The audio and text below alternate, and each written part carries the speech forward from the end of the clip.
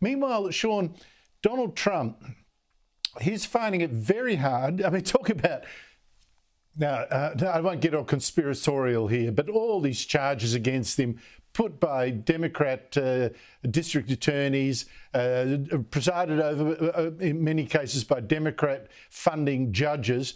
He's finding it very hard to find a surety company that can give him the bond for the outrageous $450 million fine. That's nearly $700 million Australian that a Democrat backing judge awarded against him for alleged fraud. What happens if he doesn't come up with the cash? So let's just be clear so your viewers understand this. He is appealing the decision, and the court has said that's fine while you appeal this, which, you know, if this was any other case, this wouldn't be. You have to either put up the money or a bond to the equivalent of what you're being fined. It's fascinating. I'm not a lawyer, but I'd never heard of this in my lifetime before this. So he has to basically, while he's, going through his due process right to appeal the decision, he has to put either the complete amount of cash or a bond equivalent. So he's basically, again, this is a problem I don't think I'll ever have, is how do I secure a bond on $500 million?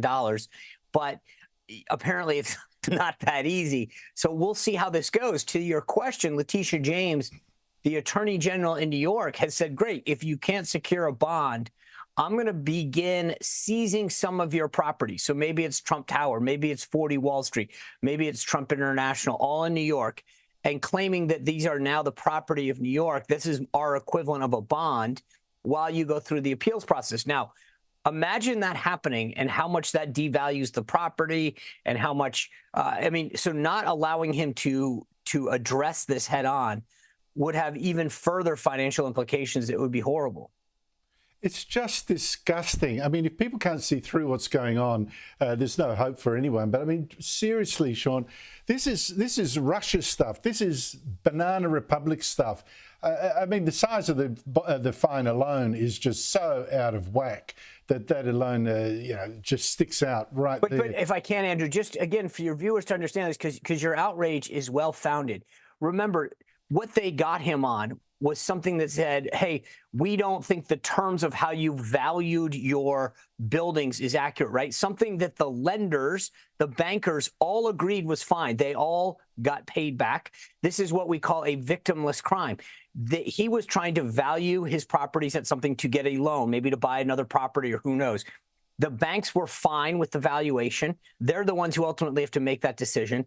And they were paid back. In fact, they were called in this case and were very clear that they were happy with the relationship and the transactions with Trump and his business. So the idea that New York State is stepping in and saying, despite the fact that you two are fine, we don't like the valuation and we're going to fine you, is absolutely insane.